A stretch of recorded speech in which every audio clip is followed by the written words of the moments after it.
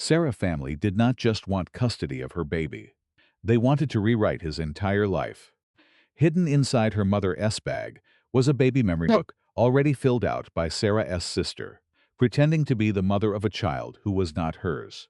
Birthdays, gardens, private schools, a future without Sarah, everything had already been planned. They thought she would collapse. Instead, Sarah stayed silent, gathered proof, exposed the lies, and turned their own arrogance into the evidence that destroyed them. I am Jade, 32, living in Denver. 3 weeks after my son, Leo, arrived, social services knocked. Someone claimed I was starving him. My stomach dropped. I knew instantly it was my mother. She visited 2 days ago, uninvited. Her real plan sat in her open bag, emergency custody papers signed by my father, labeling me unfit. Before I reveal how we crushed her scheme in court, hit like and subscribe for more family drama. Love karma stories? Drop your city below. Let us rewind. I was buried in newborn exhaustion, eyes burning, shoulders aching, while my husband David left to teach his morning class. I was alone when the doorbell rang.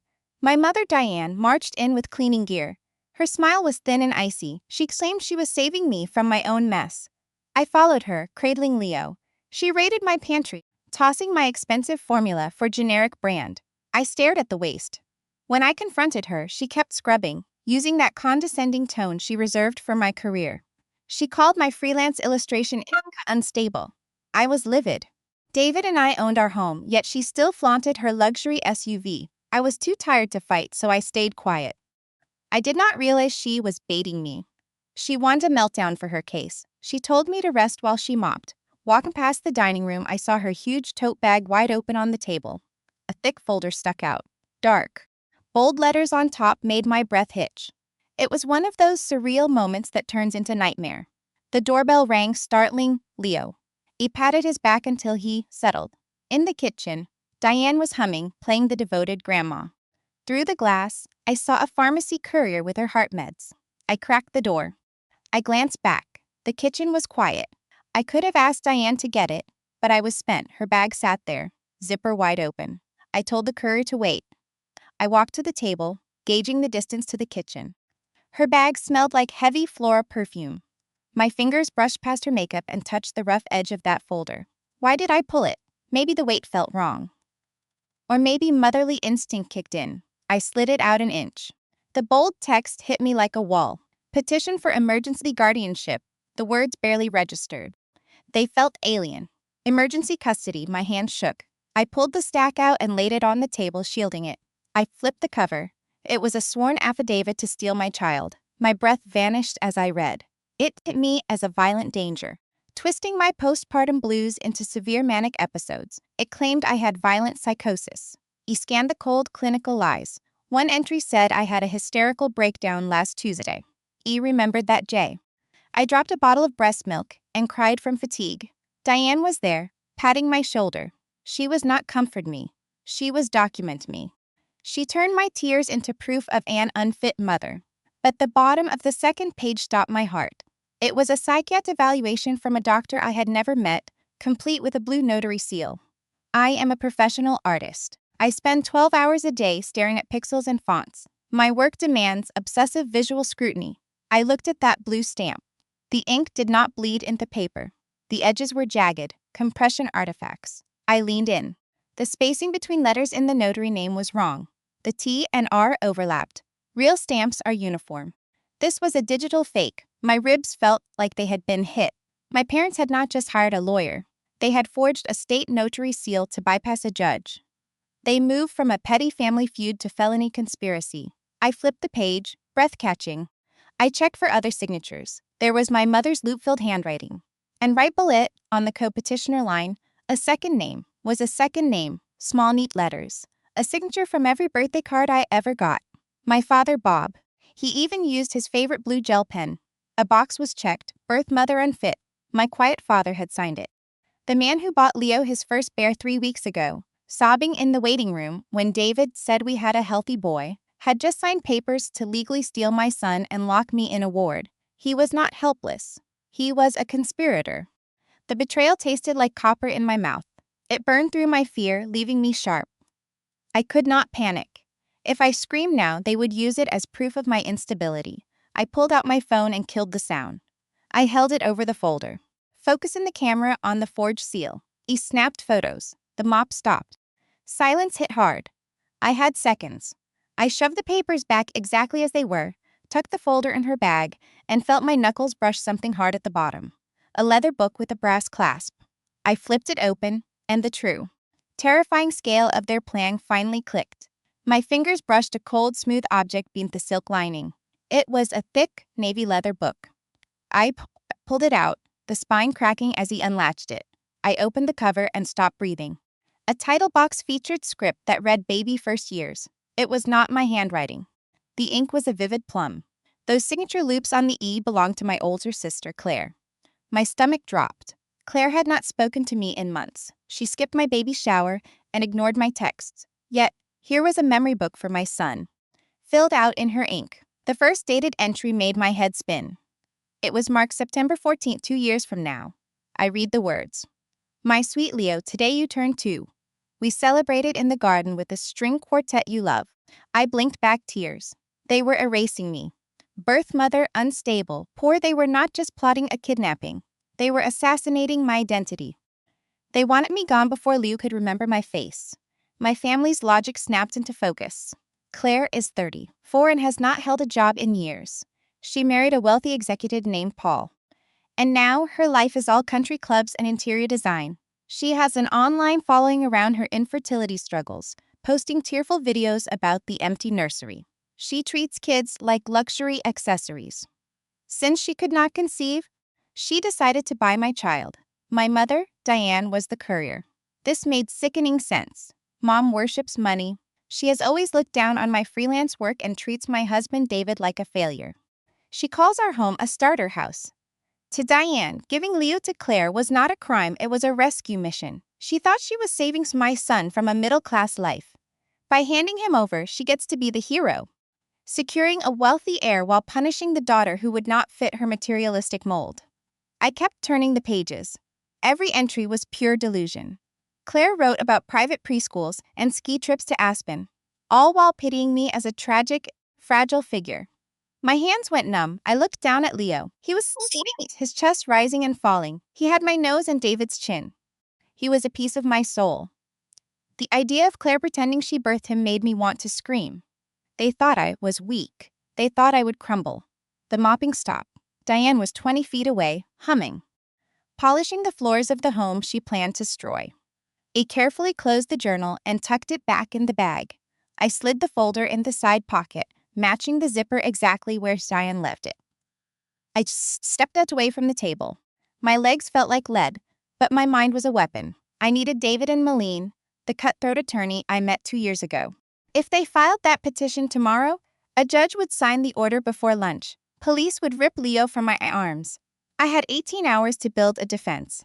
I adjusted Leo, forced my breathing to slow, and walked toward the stairs, playing the role of the tired, naive mother. I called out to the kitchen, my voice steady. I told Mom I was heading up to rest. Diana's voice drifted back, dripping with fake sweetness. I walked up the stairs, my heart pounding, and ducked into the nursery. I locked the door behind me. That click was the loudest thing I had ever heard. I set Leo in his crib and pulled out my phone to call David. My phone buzzed. I stared at the nursery door. The real war had arrived. I needed to call my husband and lawyer silently. I pressed my back against the wood. The lock clicked, a sharp metallic snap. My sanctuary. Outside. A predator was scrubbing my kitchen. He clutched my son, Theo, tight. My hands shook. He tapped my husband, David. He taught high school history, a man of logic and quiet discipline. He never raised his voice. He was my anchor. The phone rang twice. David answered with his usual warmth. I did not say hello. I just let it out. David, I whispered, my voice brittle. They want to snatch Leo. My mom has forged legal papers in her bag. A crash followed, ceramic hitting tile. His favorite mug. Silence. When he spoke, the mild teacher was gone. His voice was a low, guttural growl he had never heard. I am leave now, he said. Lock the door. Keep her away. The line went dead. He was already sprinting to his car. I had to move fast. A husband could not stop a fake court order. I pulled up my contacts for Sarah, a shark of an attorney who ate opposing counsel for lunch.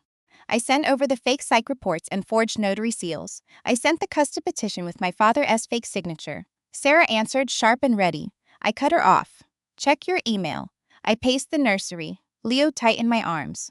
The rug felt thin. I listened to Sarah clicking her mouse. Then, silence, the heavy kind that precedes a storm. The silence of a spotting a fatal threat.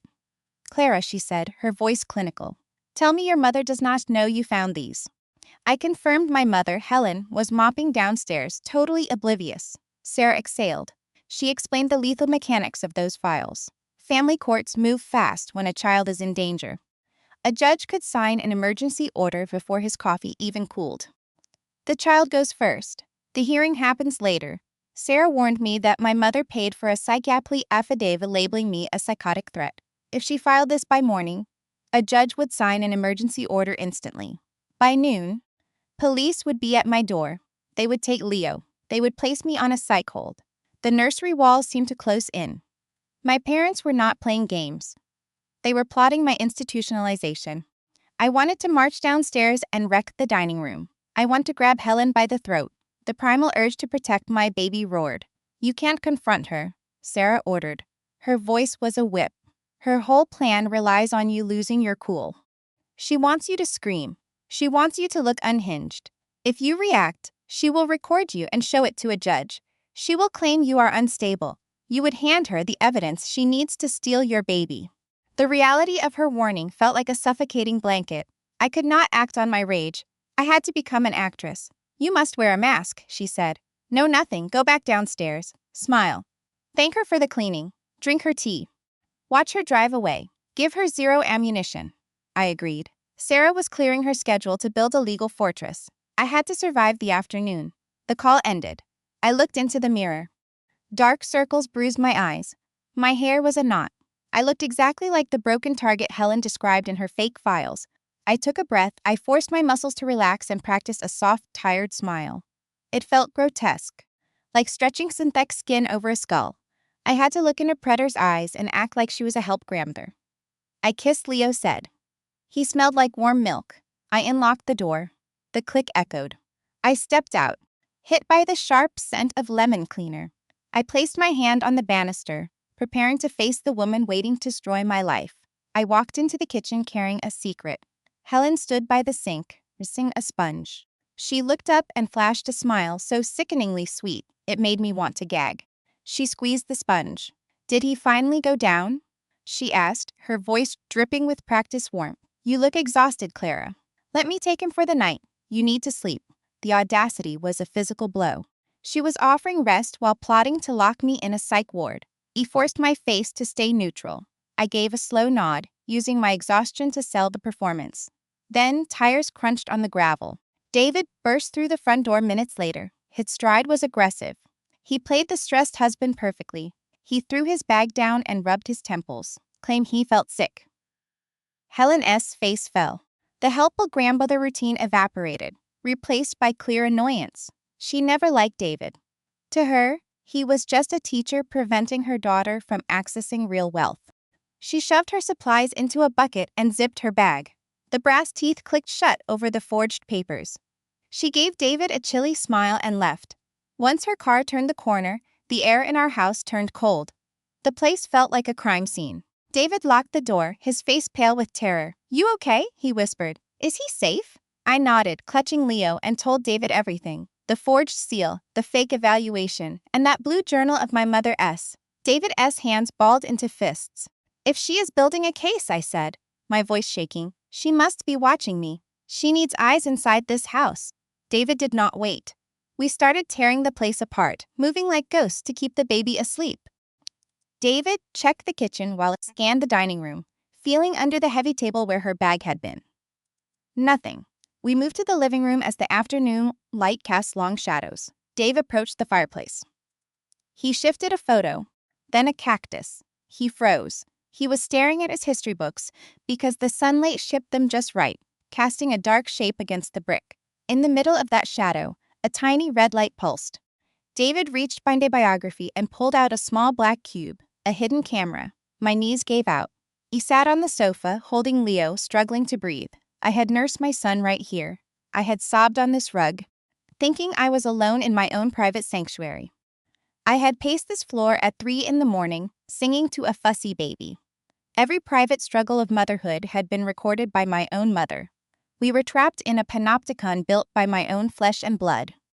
She turned my home into an observation deck, hunting for one moment of weakness to weaponize in court. David stood there, analyzing the plastic device with a cold, hard stare. He pressed his thumbnail into the side, and a tiny memory card popped out. "Let us see what she has been watching," he whispered. He grabbed his laptop and sat at the dining table, the same spot, whereas those fake papers had been just an hour before. He slid the card in the port. I sat beside him, holding Leo, as the screen flickered. A folder full of video files appeared. Each one was time-stamped. The first clip was from 3 days after we brought Leo home. She had planted it on her very first visit. David clicked the oldest file. The footage was grainy but clear. It showed me sitting on the sofa, looking down at my sleeping newborn.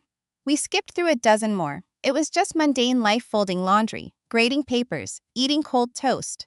Nothing incriminating. No neglect, no psychosis, just two tired parents trying to survive. But my mother was not looking for reality. She was looking for a weapon. We scrolled through the list until we hit a cluster of videos from yesterday. David clicked one from 2:15. The room was empty until my mother walked in. She was alone. I was upstairs and David was at work. She walked to the mantel with a duster. She checked her phone and started talking. Since the house was quiet, the camera caught every word. This was not just a custody battle anymore, it was a criminal conspiracy. The kitchen was deathly quiet, save for the laptop fan. We sat there, bathed in harsh blue screen light, waiting for the truth. David had organized the clips chronologically, just like his research files. Each file felt like a fresh invasion. I watched my postpartum life play out in high definition. I saw my pacing at 3 in the morning, rocking a screaming baby, collapsing in total exhaustion. A cold dread hit my stomach. The woman who birthed me had sat at home, reviewing these clips. She watched her daughter bleeding and healing, but instead of helping, she cataloged it as raw material. She hunted through my private pain, looking for a moment to twist into insanity. David squeezed my knee and kept clicking through the calendar until we hit yesterday afternoon. 2:15. I remembered that day. I was upstairs trying to nap while Leo slept. Helen was downstairs, playing the role of the helpful grandmother. David double-clicked the file. It showed our living room. For 10 seconds, it was empty. Then Helen strolled in, wearing a beige cardigan and humming a tune. She swiped a feather duster across our photos, then stopped. She pulled her phone out and held it to her ear. The camera was incredibly sensitive. "Ken," she said, her voice crisp. She was talking to my father. We could not hear his side, but we did not need to. Her words were enough. "Yes, the doctor signed the evaluation," she said, her voice echoing. "It cost extra to lock that signature without a physical. But it is done. The paperwork is sealed. Tell Clara to get that nursery painted by Friday. She is obsessing over paint chips, and we are out of time. We file the motion tomorrow." My chest tightened. She was talking about tearing my family apart, sincerely stealing my son, all while critiquing wall colors. She was ice cold. Helen sighed, dripping with fake misery. "Forget the judge," she snapped. "The narrative is set. Clara is a wreck, barely hanging on. But for this emergency order, I need a visual. Something raw." She turned toward the hidden camera, a chilling grin spreading wide. "I will slip the sedatives into her tea tomorrow morning," she said. David froze, his hand jerking from the trackpad. "She drinks a cup daily at 10, Helen added, voice light and airy. "A heavy dose will knock her out cold. When the baby cries, she will not hear a thing. That is when I filmed the neglect. The judge will sign that emergency order by noon." The recording kept running, but we were finished. Our kitchen felt like a tomb. My ears rang. She wasn't just watching me. She was poisoning my tea to drug my son. Pure, cold assault. I turned to my husband. The calm teacher's jaw tightened, hands shaking with rage. "I am calling the cops," he growled. I grabbed his arm. I remembered my lawyer. "She just confessed," Mike yelled. I shook my head. "She will call it a joke or an illegal wired. She will call it a joke or an illegal wiretap. My lawyer warned me, strike too early and they burned the forged diary and fake documents. We need them to lie under oath first. Then need them to line the trap." Mike nodded, his anger turning into cold focus. He encrypted the footage on 3 drives. We had our weapon, at our weapon. But the terror lingered. She only failed to drug me because Mike came home sick, ruining her setup. She was furious. Her plan failed the baby by Friday. She promised Olivia the baby by Friday. If the pills failed, she would move to plan B. I checked the clock. 1:45. If she couldn't stage the evidence, she would force the state to do it. The doorbell shrieked. Sharp, aggressive rings. Mike and I shared a look. The custody war had arrived at our doorstep. I held Leo, fixed my shirt, and opened the door. A woman in a beige coat stood there with a clipboard and badge. Child Protective Services. Her voice sounded robotic. She said they got anonymous tips 30 minutes ago. She claimed I was hoarding weapons and starving my 3-week. My mother had pivoted. She couldn't film it, so she tricked the government into doing it for her. I had to stay calm. I offered a tired smile and coffee. She refused, scanning the room for the chaos she expected. She found peace. It smelled a lime cleaner, same her and this my mother used to frame me. I opened the fridge, showing her the stock shelves and labeled milk. She scribbled a note. I led her to nurse shoulder. Leo cooed on Mike's shoulder. The investigator softened immediately. I answered every question with precision. No mention of the drama, just baby checkups and feeding times. As she went to leave, Mike spoke up. He asked if she dealt with retaliatory calls from angry relatives often. She froze. Her face tightened. She muttered that false reports were hard to prove. Mike stayed quiet, angling his laptop. We didn't show the video yet. He pulled up photos of the fake filing.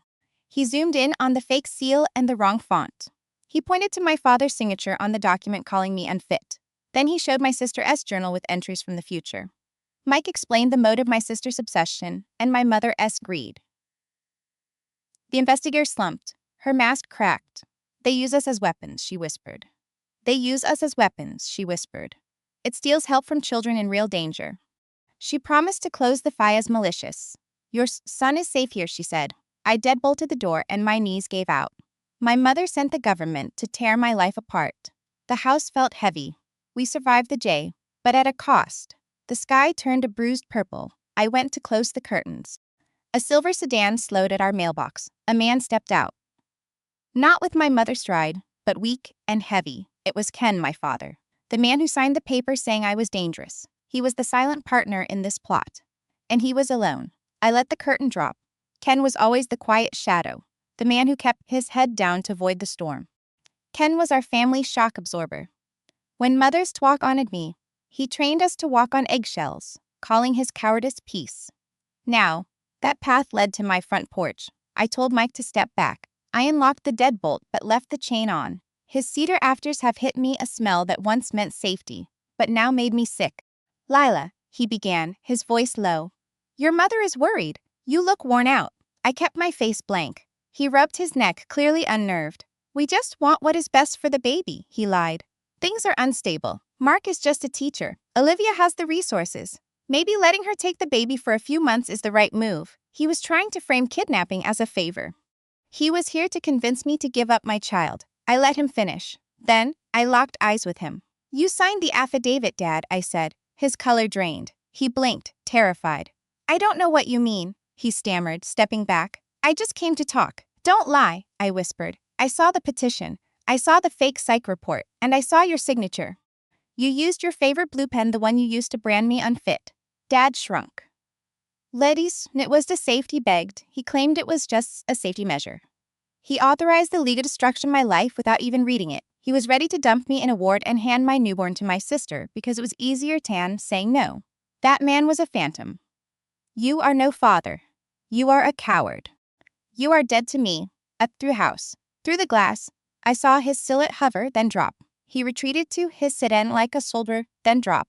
Leaned against the woods, like a soldier from a lost war. His thoughts swept the room, vanishing. Battle lines were drawn.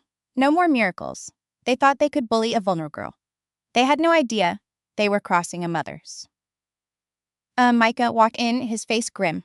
He handed me my phone. Relentless pings filled the screen. Encouraged by my data's failure, Brenda was on the warpath. Manic texts dripping with entitlement. You are selfish. One re. You can have another baby. I have a nursery ready. Another hit a second later. Leo needs a life without your drama. Mom says you are losing it. Just do the right thing and let us take over. Her delusion was wild.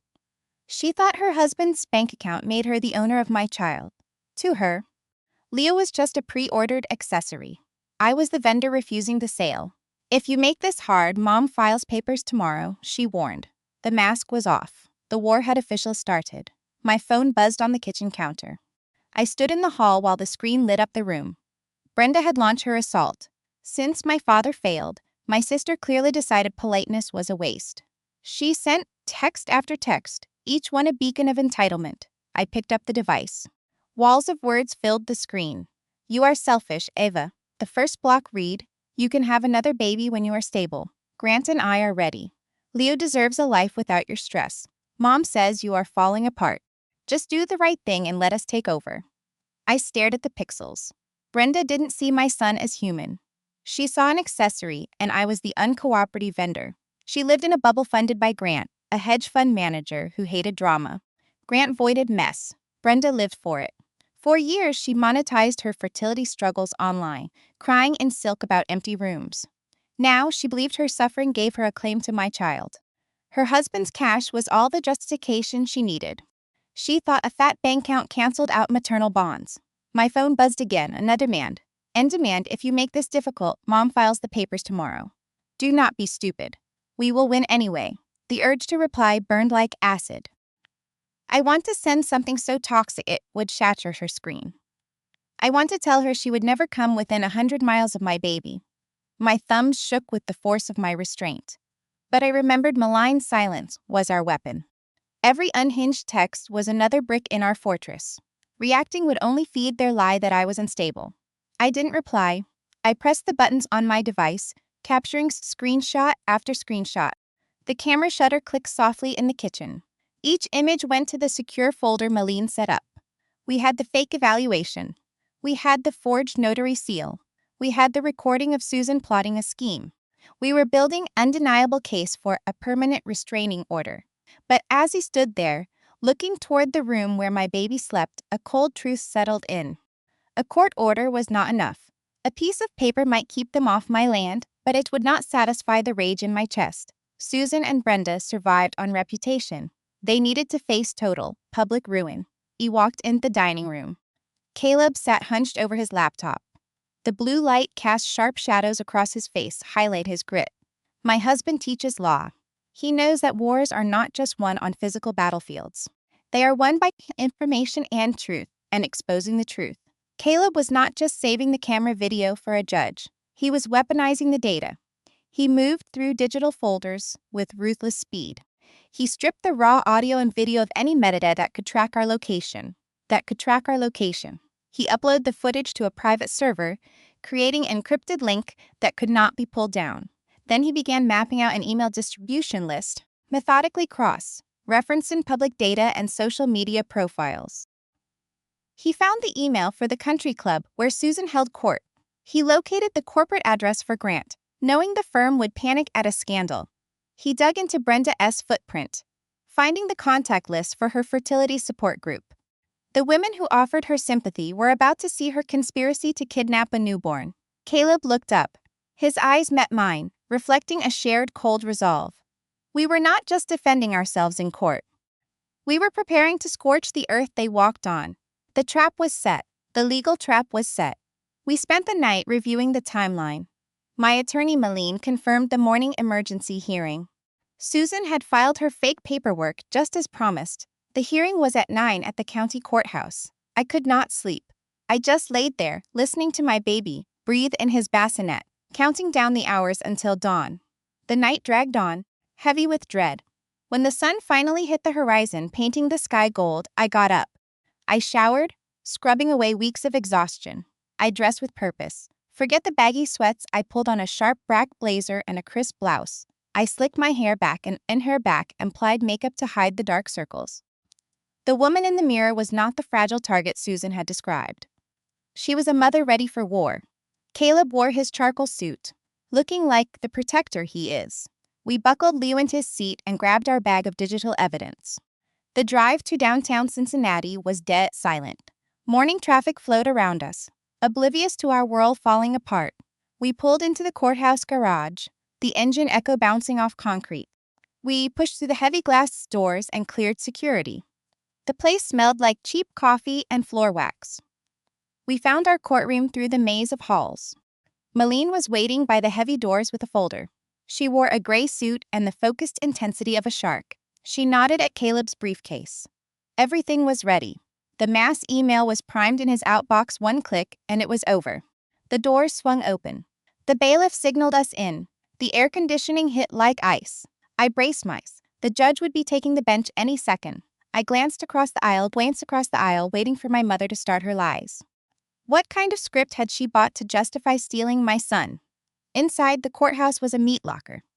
Into the courtroom. We walked in the courtroom, greeted by that same well of frigid air. It smelled like lemon wax and old paper. A sterile place where families go to break. My heels clicked on the marble.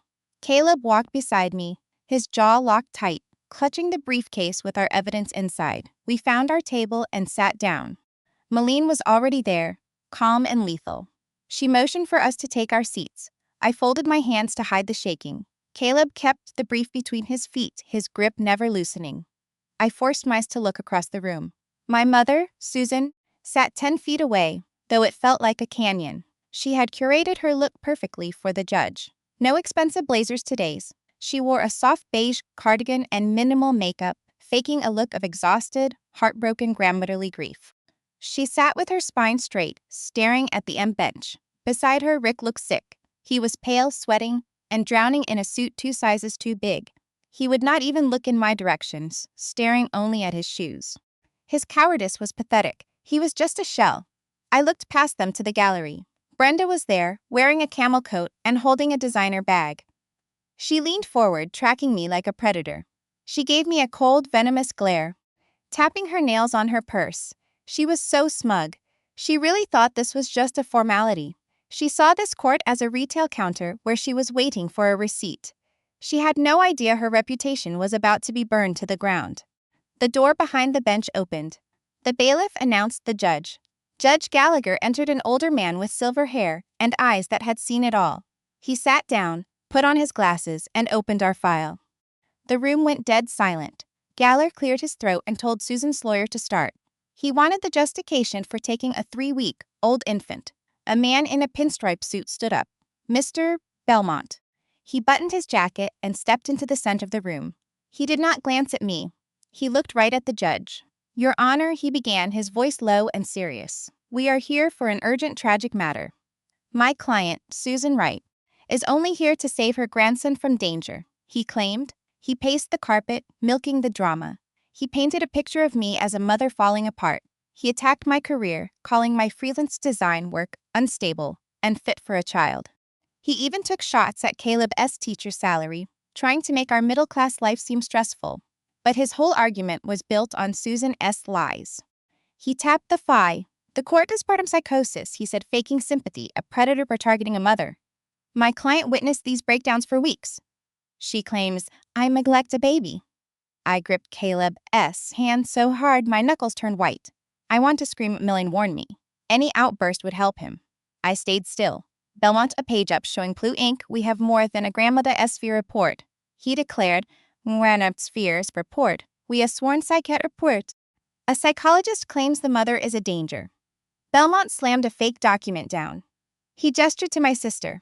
We request emergency guardianship for the maternal aunt, Clara, he announced.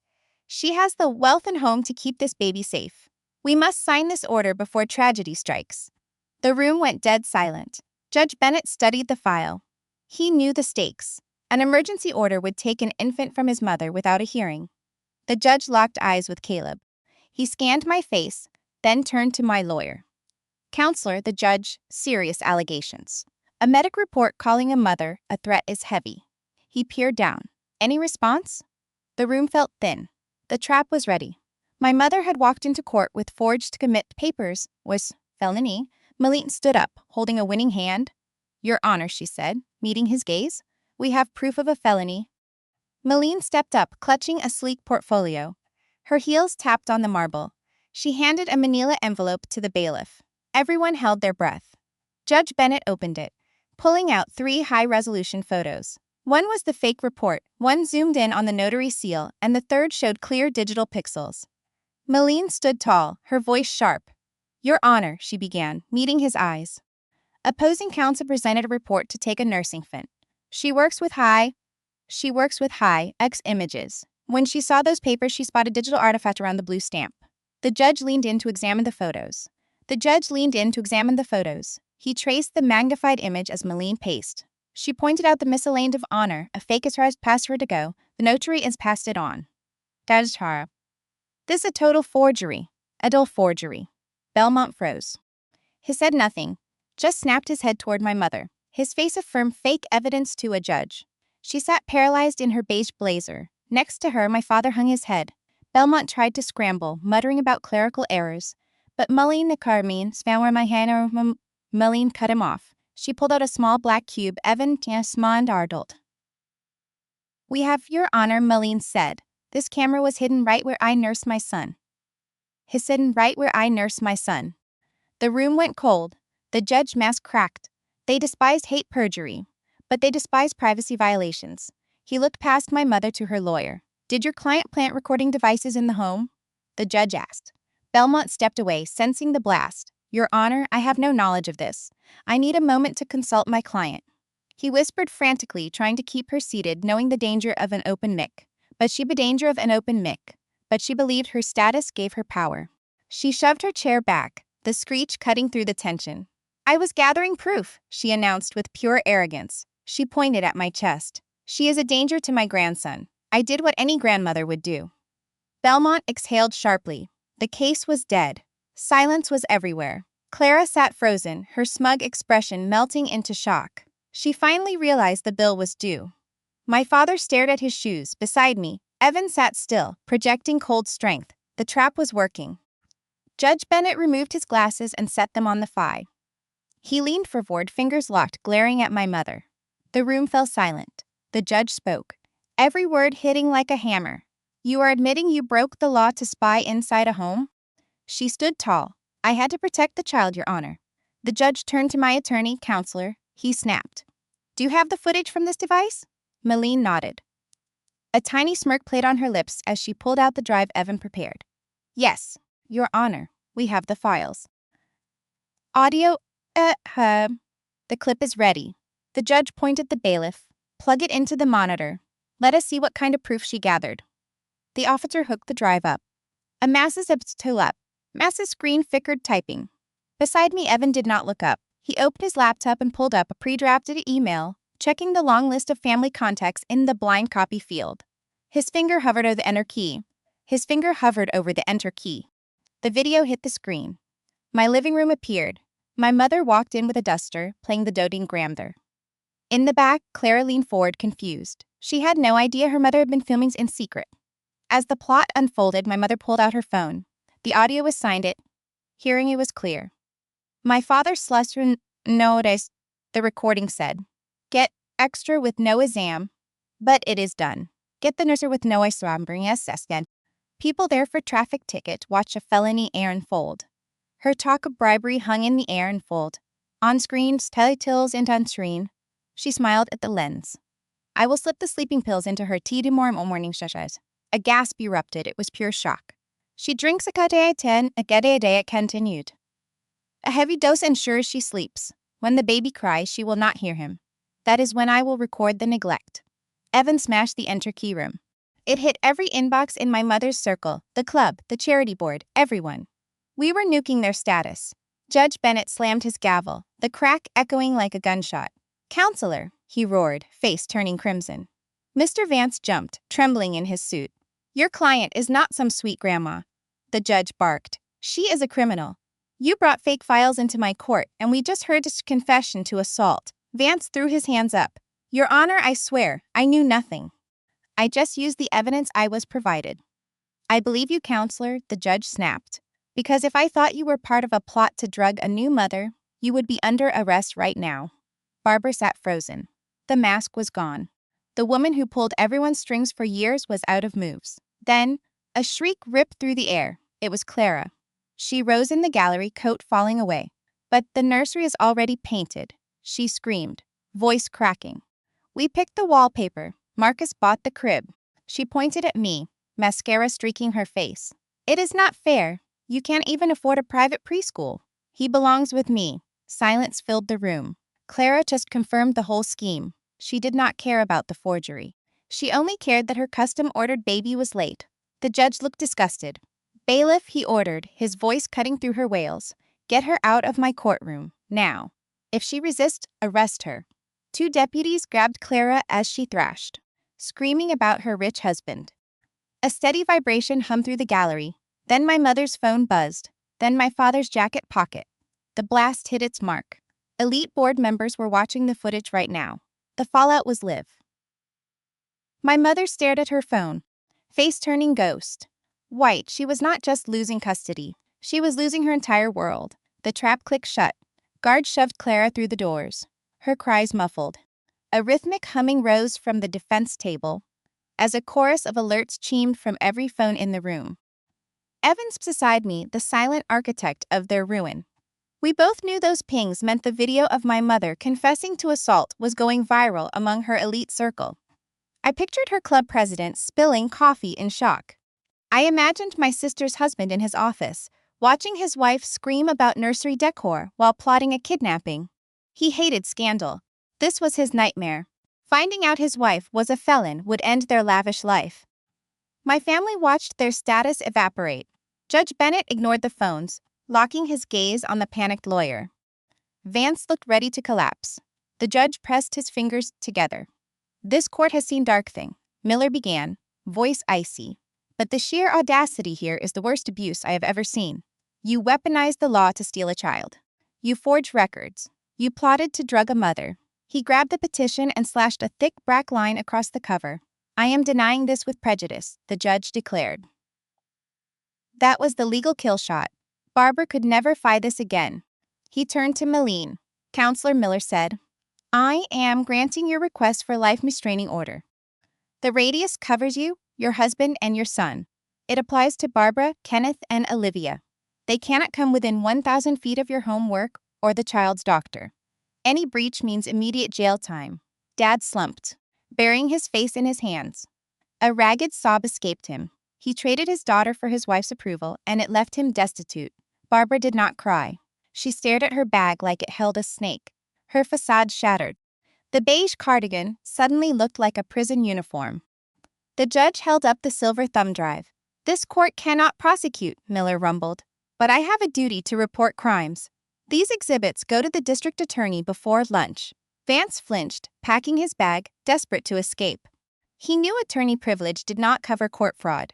I expect to have felony charges filed this week, the judge added. Forgery, perjury, conspiracy, it is all here. Get a defense lawyer, Mrs. Wright. Your time in family court is over. But your time in the penal system is just starting. I looked at Barbara. She met my gaze. For the first time, she did not look at me with pity. She looked at me with raw, wide-eyed fear. She built her plan on a fatal error she thought was weak. She saw my freelance work and assumed I was a target. She never realized a mother protecting her child possesses strength that defies logic. She hunted a rabbit and found a wolf. I felt no remorse. Evan placed a hand on my back to guide me out. We did not look back. We did not back. We had won. But a new reality loomed. The gavel fell, but the consequences of our digital strike were just starting. What happens when a toxic empire collapses overnight? That was 2 years ago. The doors of courtroom foresealed the fate of those who tried to ruin me. Usually, the legal system crawls. But with irrefutable digital evidence, it spins with speed. The district attorney got the files that day. By Friday, my mother was indicted. Facing recordings of her plotting a chemical attack, Brenda pleaded guilty to conspiracy and fraud. She did 6 months in a state lockup. The woman who obsessed over zip codes spent months on a thin mattress, eating off a metal tray. Today, Brenda is on strict probation. Her passport is gone and her life is monitored. She attends weekly check-ins, enduring the bureaucratic humiliation she once looked down on. The elite circle she prized exiled her the second Mark sent that email. The country club cut her membership. Her wealthy friends now cross the street to avoid her. She is a ghost, haunting the ruins of the image she spent decades building. My father, Frank, avoided prison by cooperating. The retirement funds he built for 30 years vanished into legal fees. His firm pushed him out.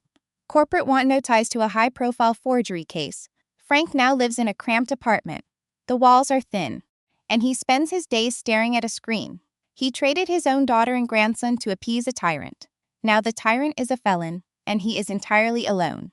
But the most poetic downfall was my sister. The digital shockwave hit her curated world with lethal precision. David, her husband, opened that link. He spent his life mitigating risk. When he watched the video of his wife plotting a kidnapping, his reaction was cold. No comfort, just lawyers. David filed for divorce and froze their accounts by the weekend. He locked her out of the mansion and killed her credit cards. Sarah tried to pivot, seeking refuge in an online mom group. She hoped to play the victim. But 50 women in her circle had received the same video. They watched her demand my child like a package delivery. Her support group turned into digital court. They exposed her, posting screenshots of her toxic text. Her online empire crumbled, turning her into a total pariah. Cut off from David and with her parents in debt, Sarah faced a reality she avoided for 34 years. She had to work. The golden child was forced to find a job with no skills, a virals to her name, and a viral scandal to her name. Now my sister works a shift at a big box store. She wears a stiff uniform and a cheap name tag. She clocks 8 hours under bright lights, folding shirts in a kid's clothing store. The cruel irony? She helps new moms all day, living the life she once looked down on. She heads home to a cramped apartment, feet aching, counting pennies for groceries. My family built a mountain of lies to steal my son and ruin me. They wanted to paint me as unstable. Instead, they nuked their own future. Their arrogance burned their kingdom down. Now they are isolated, trapped by their own bitterness. They have zero power. They do not know where I live. They do not have my number. That restraining order is an iron wall, keeping their rot away from my baby. While they sit in the mess they created, my husband and I found a brand new life. The legal fight finally ended. We walked away from the blast zone with the only thing that mattered. We sold the house and left the city of dark memories. With the villains defeated, a new question hit us. What does peace look like for a family that barely survived the first month of parenthood? Where do I, Julian, and little Toby go now that the war is over? We did not stay in Phoenix to watch my parents' social life crumble. We sold our place, packed everything into a moving truck, and drove north, putting hundreds of miles between us and those toxic people. We bought a quiet spot in rural Idaho. Our new home sits at the end of a long gravel lane, hidden by massive pines. Those trees are a natural fortress, a green wall keeping our sanctuary safe. No surprise guests here. No neighbors peering through the glass. The air smells like wet cedar and earth. It's a world away from the harsh cleaners my mother used to cover her tracks. Healing is not magic. It is just slow, steady work. For weeks, I woke up at night with my heart racing, waiting for a knock. I would check the mantle for hidden cameras. Trauma has an echo. But every day, the sound gets quieter. The quiet woods wrapped around us, giving us real peace. Without my mother's constant judgment, my freelance graphic design business took off. It exploded. I signed deals with major publishers, creating art from a sunlit studio Julian built for me. I proved every word of that fake psychiatric report was a lie. I am not unstable. I am a mother who used the same sharp intuition that caught a forged document to save my child. Julian found his own path too. He took a teaching job at a nearby school. He traded that high-stress city grind for a classroom where he can simply teach history. He is done playing soldier in an endless shadow war. Now he comes home with chalk on his shirt and a genuine easy smile. He was our anchor during the worst of it. Seeing him thrive here is a blessing. I am on the porch, feet pressed into warm wood. The breeze hums through the pines. My tea is finally safe, no poison, no hidden agendas. Across the yard, Sam is sprinting. He is not that tiny drug infant anymore. He is a wild 2-year-old in grass, stained jeans. His laugh rings out, bright and clear. He is chasing our new golden retriever, Buster. The dog barks, slowing down just enough so Sam can tackle him, burying his face in that soft fur. It is pure, messy joy. My son has no idea about the court dates or the forged papers. He does not know the names of the people who tried to steal him. He will grow up under open skies, love for who he is, not as some pawn in a game. That twisted story my sister wrote in her journal, it never happened. We replaced her lies with our reality. The door slides open. Marcus steps out, placing his hands firmly on my shoulders. His touch grounds me. He kisses my temple. and we watch Sam wrestling in the sun. We built this from nothing, stripping away the toxic weight of the past. If you are stuck with people who demand you bow down to earn their love, listen. The idea that you owe your family endless forgiveness is just a lie. It is a myth designed to keep victims silent and everyone else comfortable. Biology is not destiny. DNA does not give anyone a free pass to wreck your life or hijack your kids. I spent years confusing guilt with love, thinking I had to tolerate my parents just to keep the peace. I was dead wrong. Setting boundaries is not selfish, it is necessary. Stop lighting yourself on fire just to keep them warm. Real family never demands you trade your self-respect for a seat at the table. Walking away is terrifying. The silence feels heavy at first. But the clarity you find? It is worth it. You will realize your chosen family is stronger than any bloodline. Honestly, sometimes you just have to stop negotiating with monsters. Just step back. Let them trip their own wires and watch. You do not need to start the fire, just refuse to be the fuel. You are enough. Your safety is not a request, it's a requirement. So, I have one last thing to ask you.